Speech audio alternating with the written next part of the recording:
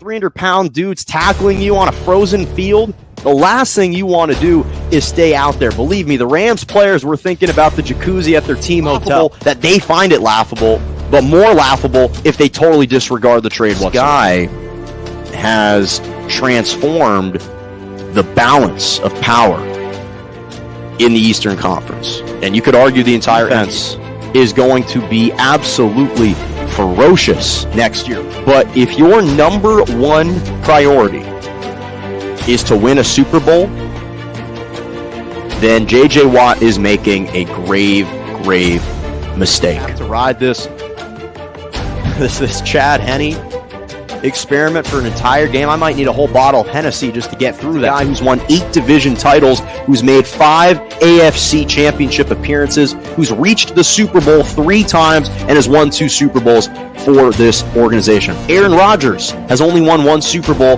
with Green Bay. Drew Brees has only won 1 Super Bowl with New Orleans. There's only 13 quarterbacks in NFL history that have won multiple Super Bowls, and Big Ben is one of those individuals.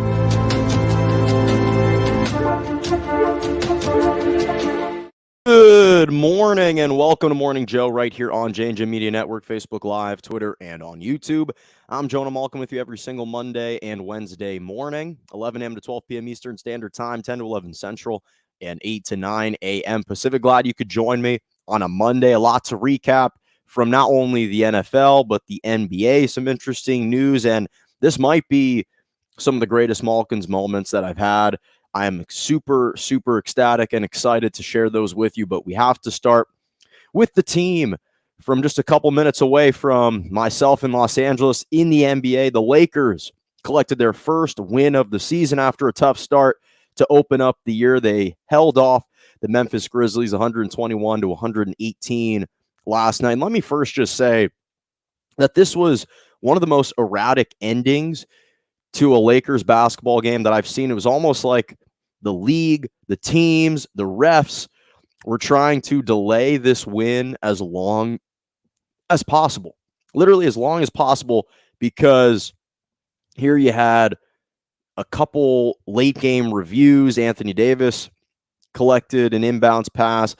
It looked like he was pushed out of bounds. The refs overturned the call. Then John Morant's fouled on a 3-point attempt with 2.5 seconds left. He makes the first 2, misses the last one, and it seems like the game is over. Westbrook intercepts the inbounds pass, and the game is believed to be over, and the streamers prematurely fall from the roof. Then the refs go back with all the streamers down on the court, and they're saying the game isn't over, and they got to do it again. It was just a very wild and erratic ending to literally just the first win of the season for the Lakers at home, but it was much needed. Glad that they overall got that win done. And the reality is, when you look at the Lakers, their first 3 games, everyone's talking about how it's going to take some time, and it certainly will with Westbrook and Melo and Anthony Davis and LeBron. This entire amalgamation is going to take some time. This elixir isn't going to happen overnight, which is true, but we also forget that the first 3 games of the season for the Lakers were all against really good teams. In fact, playoff caliber teams. First game against the Warriors, of course. They were a play-in tournament last year. Play-in team last year. They're 3-0 this year. I expect to see them not only in the playoffs, but a potential Western Conference team, or Western Conference title team. You look obviously at the Phoenix Suns. They reached the Western Conference Finals. They won the West. They reached the NBA Finals last year. And then Memphis, of course, was a playoff team last year. So while we want to give this team time to gel, which is fair, we should also recognize the level of competition that they were going up against through their first 3 games. And let me first also say that John Morant is sensational. The kid out of Murray State, I always liked him, but to see the evolution in his game, the transformation of who he was when he entered the league versus who he is now. When he entered the league, really people only thought of John Morant as this explosive, dynamic athlete who is a great facilitator. And now he's all those things. And instead of having the stigma placed onto him that he can't shoot the ball, this guy has been improving that aspect of his game every single season. He dropped 40 points and 10 assists last night. He's been on this torrid pace to start the year, averaging about 35 points, 4 rebounds, 8 assists on the season. 58% from the floor, 44% from the three-point line, shot a career high, made a career high 5 3-pointers out of 7 attempts last night, was 13 of 21 overall. And you look at his first 3 games of this year, and they've been absolutely sensational. 37, 6, and 6 in the season opener against the Cavs, 28 and 8 against the Clippers, who they beat on the road, and then 40 points and 10 assists. He almost single-handedly led Memphis to a win over the Lakers last night. Then his circus shot in the fourth quarter, where he drives it to the rim and takes it up and under like 2.5 Lakers defenders, and yet has enough English to bounce it off the rim. Not off the rim, off the backboard. Just stupid types of shots that are just unbelievable for this guy. We've known about his athleticism and the talent, but now the finesse as well. He's just been fantastic so far this season. First year wins Rookie of the Year. Second year leads his team to the playoffs. And this year he's playing like an all-star. And he deserves a lot of credit for it, despite the fact that they came up a little bit short. But for me, you look at the Lakers, and what stands out are a couple things. First of all, the shooting, which was much maligned in seasons past, especially last year. The shooting was clearly better. And the depth of this team, clearly on display, despite the fact that Talen Horton-Tucker isn't even playing, or Kendrick Nunn isn't even on the floor right now. You had guys like Malik Monk chime in, 2 of 3 from three-point land. He had double figures. Kent Bazemore was in double figures, 2 for 2 from the three-point line. LeBron obviously has been on this torrid shooting pace. He's been fantastic so far this year, shooting 48% from the three-point line, as he's kind of been doing throughout the start of the last several seasons. Was 6 for 11 in the opener, 5 of 9 against the Suns, and then 4 of 9 last night. And then Carmelo Anthony. He's been the main storyline, and he was the main catalyst behind this win last night. 28 points, 18 in the second half, 12 in the fourth quarter. Efficient, 10 of 15 from the floor, 6 of 8 from the three-point line. The guy's in his 19th season, and he's still getting buckets. We're still giving him the moniker of just Melo. There was a brief phase of hooded Melo. Now it's just regular Melo, and he's been delivering. But it's that depth and that shooting. As a team, the Lakers shot 53% from the three-point line last night, 16 of 30, which is something that we seldom saw last year. It was almost an aberration if this team shot better than 40% last year from the three-point line. And this is kind of the bigger story. It's not just the shooting. It's not just the depth. But it's the energy and the effort that we saw defensively last night. This is what we're going to see occasionally from the Lakers. There are going to be a number of select games all year. I'm predicting probably every 3 or 4 games where you're going to see the amount of effort, the amount of hustle raised for this Lakers team defensively. Because this isn't something to expect, and not like they held Memphis to under 100 points, but just the activity, how they were flying around, closing out hard. This team was really getting after it defensively, which is not something that I think we should expect to see on a night in and night out basis. But every 3 or 4 games occasionally, I think we can see that. Anthony Davis, 4 blocks. He had a clutch late game block, intercepted a pass late in the game, left his imprint defensively on the game throughout the entire night. Russell Westbrook stepped up defensively. But again, I'm not complimenting them to highlight, hey, this is who they're going to be every single night defensively. No, this isn't going to be the case. Nor should we expect it to be the case given the age of this roster. It's not conducive for the oldest team in the league to be flying around defensively every single night. But what I do think is that perhaps once a week, we can see this type of effort, this type of energy, this type of personal desire to get after it defensively. And that was something that was impressive. So the offense is always going to be there, but I was impressed with the defense last night. 12 blocks last night as a team, fantastic. And then Frank Vogel, to his credit, was testing out some different closing lineups that I actually think might work. He had, along with Westbrook, LeBron, and Anthony Davis, a different mix of characters. Austin Reeves got some run. Kent Bazemore, Carmelo Anthony, of course. Malik Monk was in the closing lineups for his shooting. And listen, this Austin Reeves kid, I don't want to say he's going to be the next Alex Caruso because they don't play the same position. They don't play the same style of basketball, but he's fearless as well.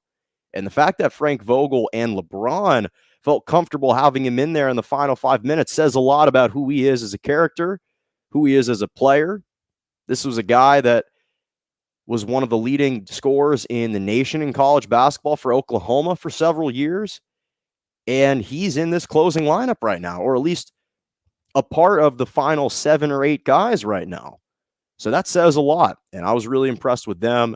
And I just think that overall, this can just provide everyone with a huge sigh of relief. Everyone can breathe a little bit more freely, will sleep a lot better tonight, just getting that first win off their chest. I think that that's so important for this group.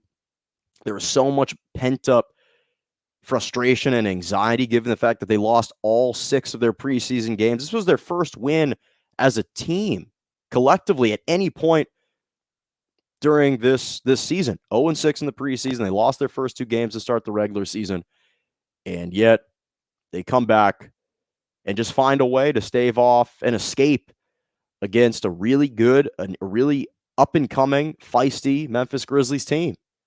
And they got a really easy stretch of basketball coming up. They've got some games at San Antonio, at OKC, versus the Cavs, 2-game stand at home versus the Houston Rockets, and then they host OKC again. They could easily win all 6 of those games. But I want to transition to this story in the NFL.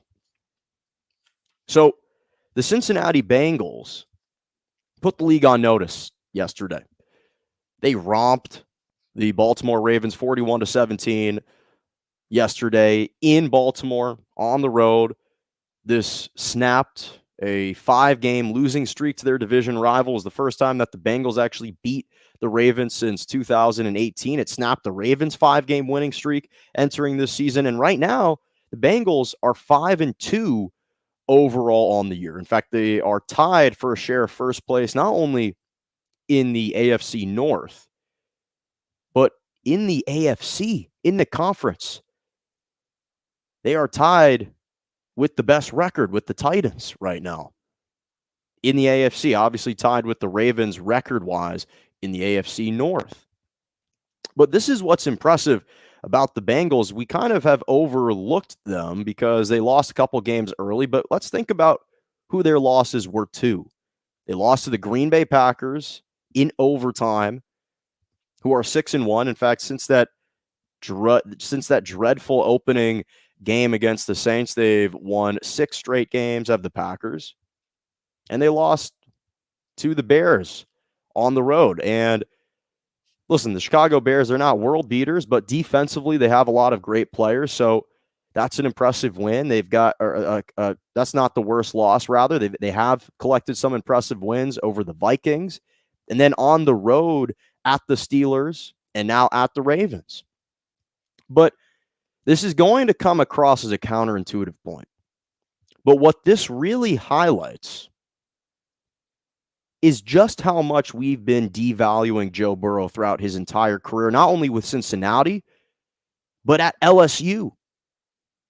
Ed Orgeron is about to be relieved of his duties as the head coach of LSU because he's been struggling since Joe Burrow has left.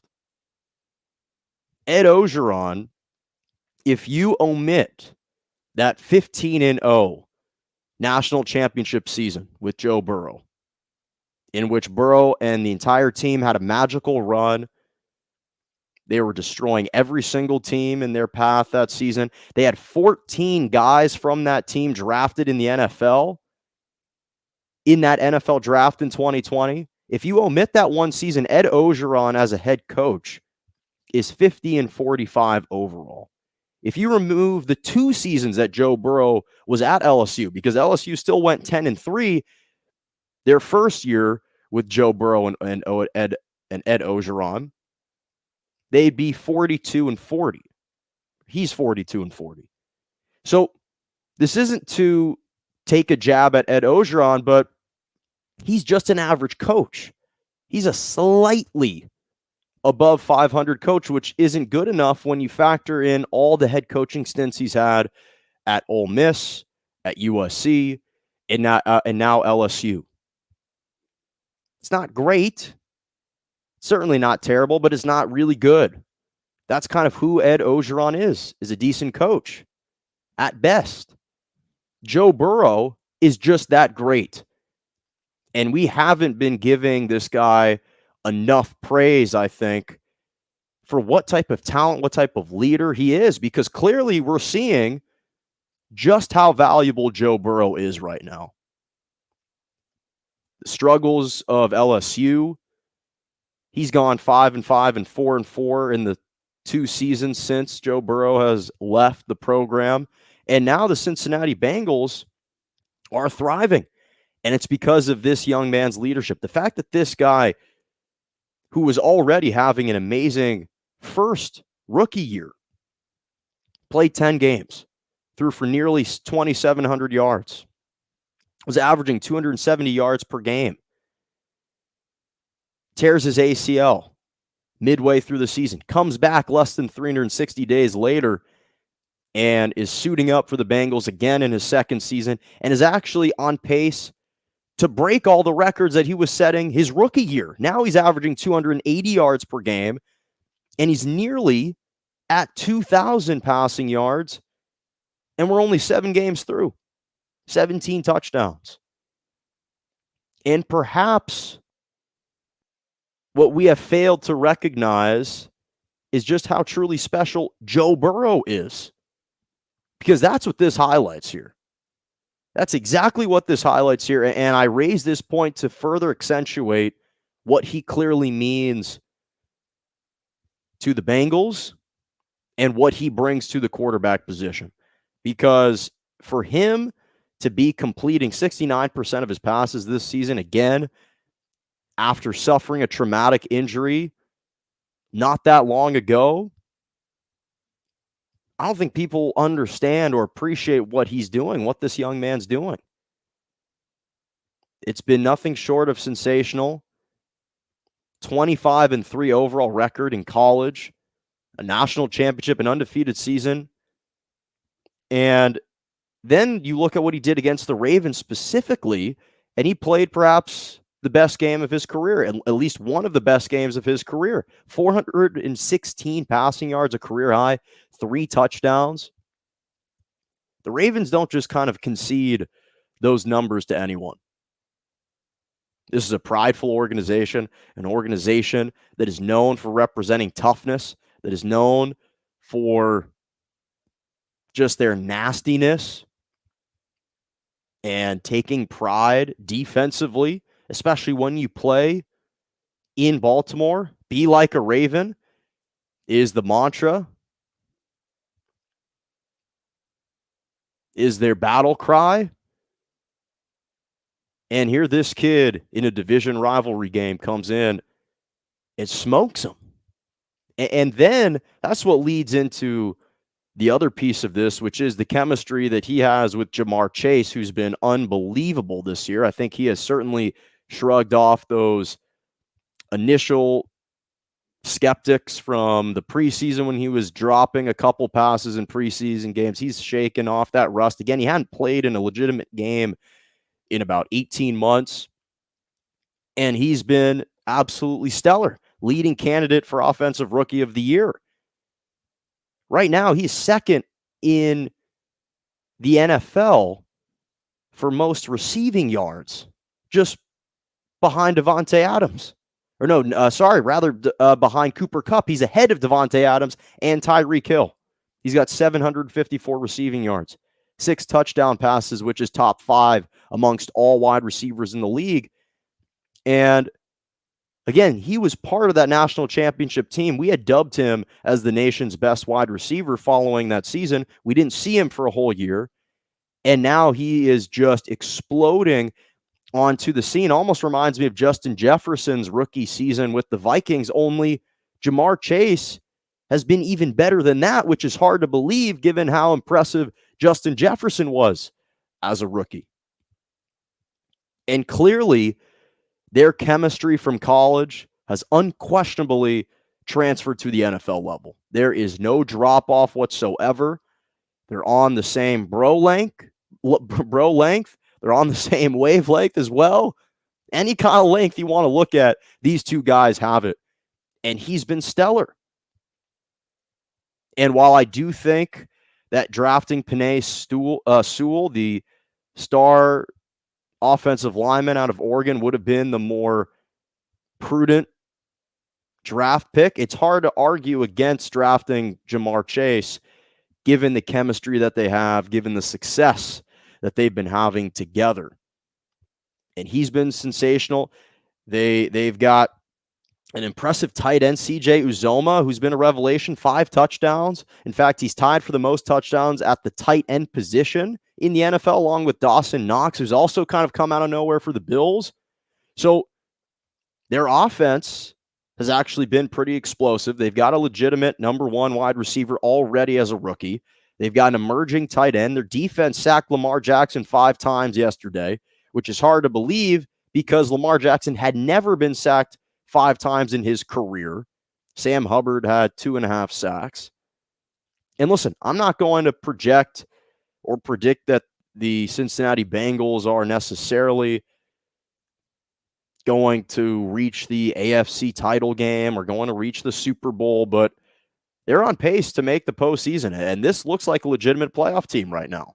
Again, we've been sleeping on them because it's the lowly Bengals, and they were kind of caught in the crosshairs of the Urban Meyer fiasco post that win over the Jaguars, or in Urban Meyer's case, the loss to the Bengals.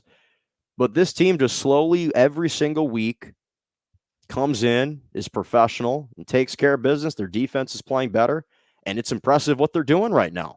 It's really impressive. This was a statement win. Again, an organization that hasn't made the postseason since 2015. They're not only playing like that, but they sent a message through the NFL that I think is reverberating, and it's really starting to stick. That, hey, we're not just a team that you're going to roll over. Those days are done. So, really, really impressive win for the Bengals. And speaking of impressive wins, I hadn't been able to do a topic like this for a little bit, but the Indianapolis Colts finally collected a big-time win last night over the San Francisco 49ers in what appeared to be a monsoon. The fact that they even scored 30 points given those weather conditions is kind of mind-boggling, to be honest. And the 49ers, they've been just a whirlwind. They're 0-3 at home this year at Levi Stadium. Colts had to travel to Santa Clara. Now are 3-4 overall. And this is something that I've said to start the season. I said it once the season started, before the season, that the initial 5-game stretch for the Indianapolis Colts was going to be the hardest stretch in football for any team. They had the hardest schedule to open up the season to any other team. And that's why it wasn't surprising to me that they started off a little bit slowly. They suffered a heartbreaking loss to the Ravens in overtime, but they went 2-3 in that initial stretch. And then you get the one bye week against the Texans, and then traveling to San Francisco. Those are your first 7 games. And that's a really daunting task, a really daunting stretch. And they come out on top. And for me, this was a huge win, not just because the Colts needed a win for their team, and it really helps them in the standings and in our overall perception of them in the NFL, and especially when we start to consider which teams we believe to be in the Super Bowl bubble. It's not just important for that. The reason why this win was important for the Colts is because that locker room needed a reason, was yearning for a reason to buy into their quarterback, because their quarterback, Carson Wentz, wasn't giving them many reasons to be optimistic and hopeful that he could lead them to something.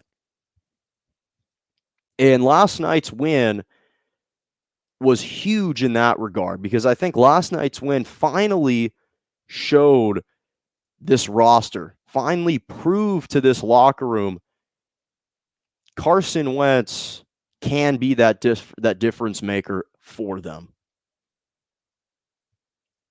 That's the type of win that gets a team to buy in to your quarterback, to their quarterback.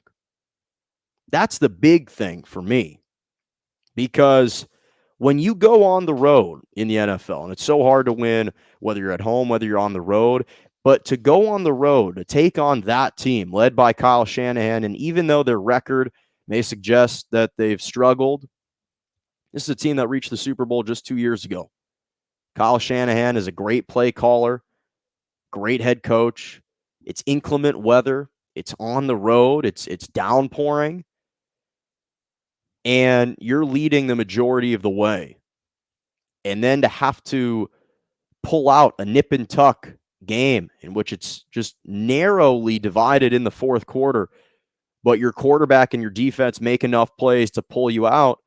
These are the types of wins. These are the types of performances that I think can catapult a team, but not just catapult a team again in the rankings, but or to even jumpstart an offense, but to earn the respect of a locker room. Because at the end of the day, in team sports, if you don't believe in your leader, if you don't believe in your captain, you're not going to go anywhere. It's the most demoralizing thing in the NFL if you've got all the skills players, all the weapons, all the ancillary pieces, coaches, everything's perfect, but the quarterback isn't.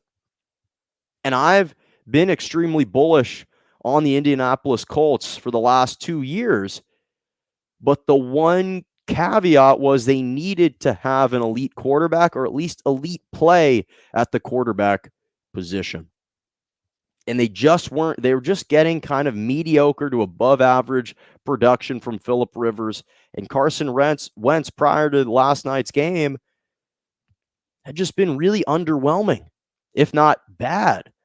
And so I'm not trying to say that all of a sudden now Carson Wentz is playing like an MVP caliber player. We both know that's not the case.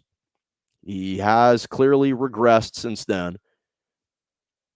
But he's finally starting to play mistake-free football and actually lead the team, and he was making a number of plays. This was a guy who was efficient last night, 17 of 26, 150 passing yards. Not that impressive, but again, given the weather, it was risky to attempt many big-time throws. He rushed in a touchdown. He threw 2 touchdowns, but no picks, no fumbles, which is something we haven't been able to say about Carson Wentz in several years. This was a guy who led the NFL in interceptions despite not even playing the most number of games. That was last year when he was benched for Jalen Hurts midway or about 3/4 of the way in the season. So I've always been bullish about this team. Now they're finally starting to get more elite play at the quarterback position. Jonathan Taylor, a Wisconsin grad, one of my favorite Wisconsin players of all time, one of my favorite athletes that I get to root for, has been sensational.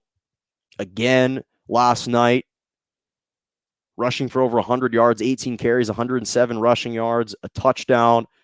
He is second in the NFL for rushing yards this season, just behind Derrick Henry. He's been unbelievable. You got Michael Pittman, who's been blossoming and just emerging before our very eyes, which is what I expected him to do. 4 catches, over 100 yards, a touchdown. He's extremely talented. He's extremely impressive. The defense, of course, is playmakers all over the place. They intercepted Jimmy Garoppolo twice. They forced 3 fumbles. They recovered 2 of them. So I've always liked this team, as I've said before. They just needed elite quarterback play. It's not even just that they need an elite quarterback. They just need elite quarterback play. And yesterday was the first kind of sign to me that, oh, okay, we might be starting to see something here. And I think that sentiment is shared right now amongst all the teammates in that locker room, where they're looking at Wentz and saying, okay, we actually might be able to do something special with this guy. And I certainly hope so. Again, they've got an easier slate of games coming up, their next 3 games. Obviously, the next one is a big one against the Tennessee Titans, but this time it's at home. I think the Titans going from 2 highly emotional games against the Bills and the Chiefs collecting wins. There might be a slight drop-off there. They've got a couple games that they can afford to lose in the division because it's just a 2-team race between them and the Colts to win the division. So I think that's a game that the Colts can win. But then after that, they've got the Jets, who are likely playing without Zach Wilson, and then the Jaguars, who've only won 1 game.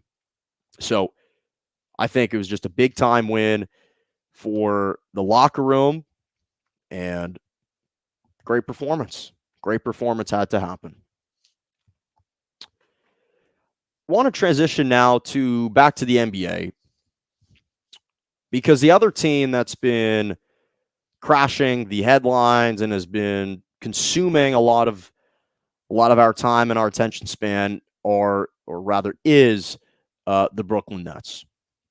Brooklyn Nets started off slow. They're 1-2, and Kevin Durant actually came out yesterday and defended the team and reiterated his unwavering faith in this team, despite the 1-2 start, that the team can still win even without Kyrie Irving. He said that even at 1-2, the Nets, we can't rely on Kyrie Irving to save us, was his quotes. And let me first say, I completely agree with Kevin Durant here. It's understandable why the Brooklyn Nets at 1-2 might appear to be in trouble. And I'm not going to make any early predictions, or I certainly don't believe that they are absolutely in panic mode. It's certainly way too early to reach the panic button or anything like that. I'm not saying that. There's no need to panic or overreact right now. It's the first 3 games of the season. But I do think, though, that there are things that you can glean from these first 3 games. Because you look at the first 3 games of the season, and let's think about how they've all transpired. They were blown out by the Milwaukee Bucks by 23 points. They lost their home opener to the Charlotte Hornets, LaMelo Ball, by 16. And their only win of the year was a narrow 5-point win on the road against the Philadelphia 76ers without Ben Simmons or any compensation for him. So that's a little bit concerning given who we thought this team was. And Kevin Durant has always been amazing. He's probably the best player in the NBA, although Giannis and LeBron certainly are making cases against that, especially Giannis. But Durant's averaging 33 points, 10 rebounds, 6 assists per game. He's been stellar through the first 3, dropped 32 in the opener, a 29-point triple-double in the win over the 76ers, and then 38 points last night. But here's the problem. The problem is, without Kyrie Irving, what's being revealed is the lack of dynamism and floor spacing for the Nets. Offensively, they're not the same team, which we knew would be the case. But I don't think what we quite realized was quite perhaps how deficient they can be from the playmaking position.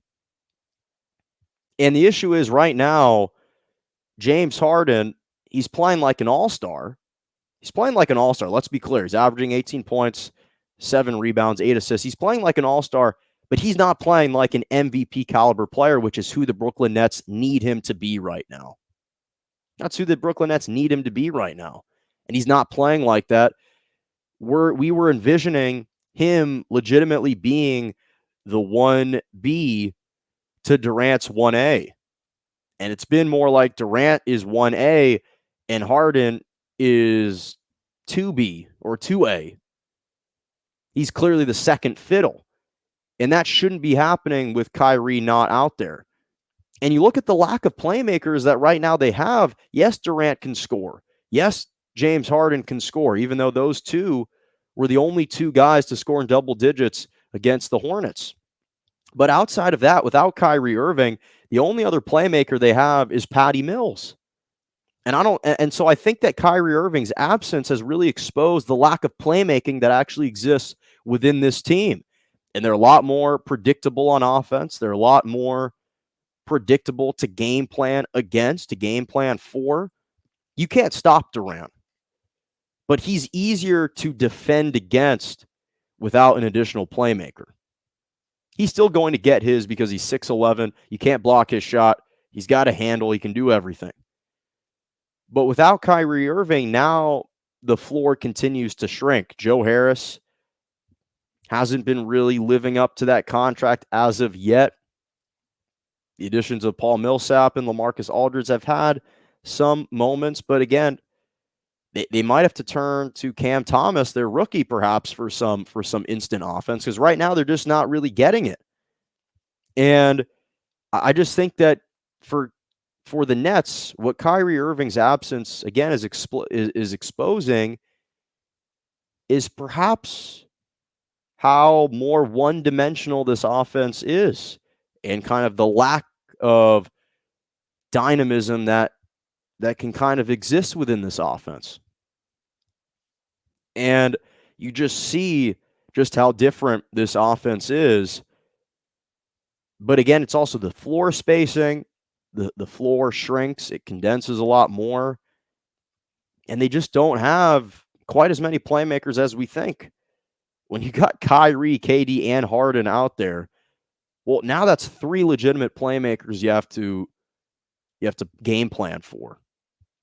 Now, obviously, you don't. And of course, Kevin Durant is going to defend his team and claim that they have more than enough to still win, which, again, I do believe is true to be the case. I think that a lot of their early season struggles right now are a byproduct of all the kind of tumult that they've had to navigate so far through the first week of the season and through the offseason, of the uncertainty of having Kyrie. I think a lot of that is taking a toll on them. And this is just the beginning of what I think will be a season-long distraction with Kyrie not being a part of the team. Just incessant questions being directed at KD. Do you think you can win? Do you think you guys could have won this game without Kyrie? It's already happening. We're 3 games in, and he's already being asked questions about this. And I just think that eventually it can wear on you. It can seriously wear on you, and will probably have a deleterious effect on the team. So far, we're seeing that it has. We're seeing that it has, not only on the court, but off the court. They're already being asked these questions. So I always thought that the Nets were going to be an NBA title favorite with Kyrie. Even without Kyrie, I thought they're more than capable of reaching the NBA Finals. But without Kyrie Irving, I did say they're more than capable, but I wouldn't put them as the favorite anymore. In the Eastern Conference, the Bucks probably have them ahead of them. Miami's looking good. The Bulls are undefeated all of a sudden. Who knows what's going to happen with the 76ers, what type of compensation they'll get for Ben Simmons, if any.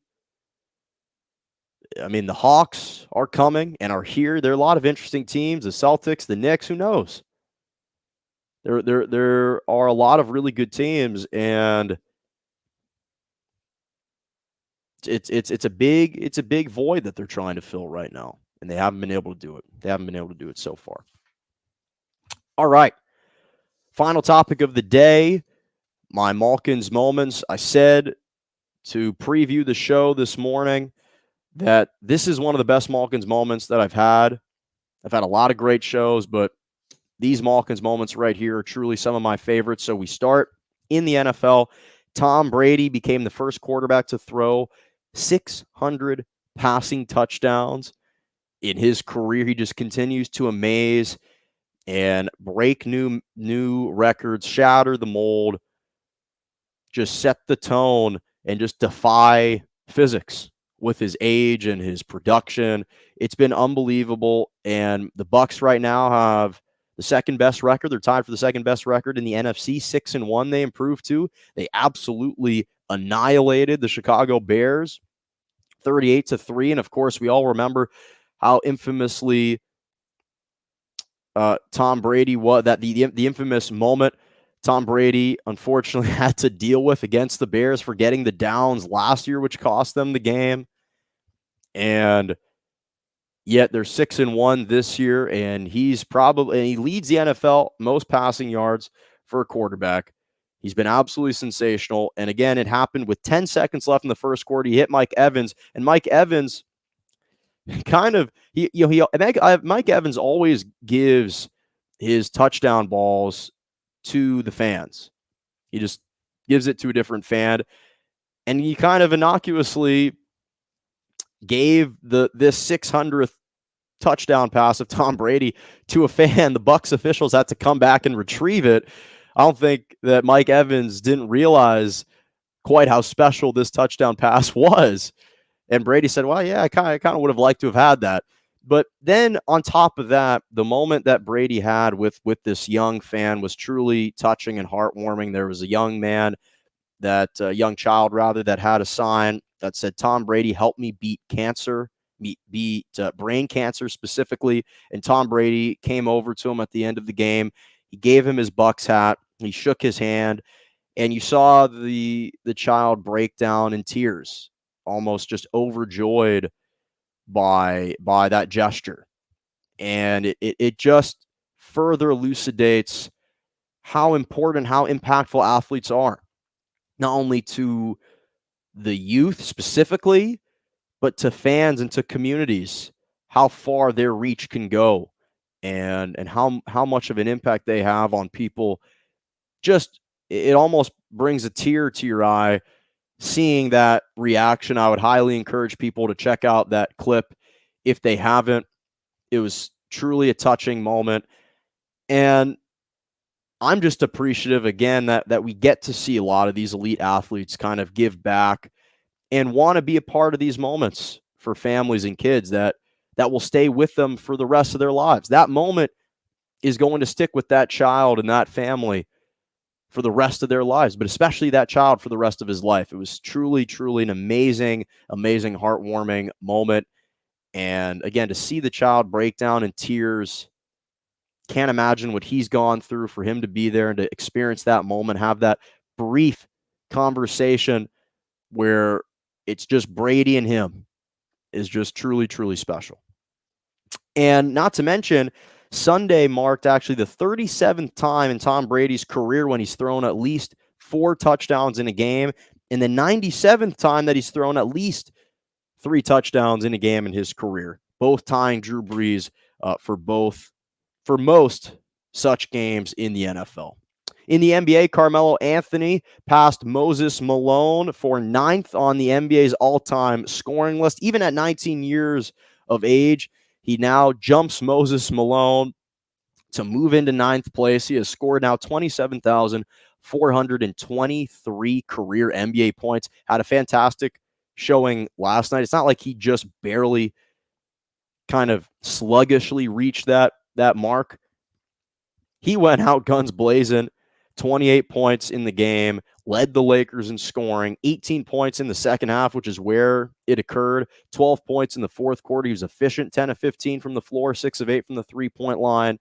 He had a plus 19 on the court, had 2 blocks as well. So Carmelo Anthony, it's amazing that he was kind of this reclamation project in Portland, and he was given an opportunity to resurrect his career.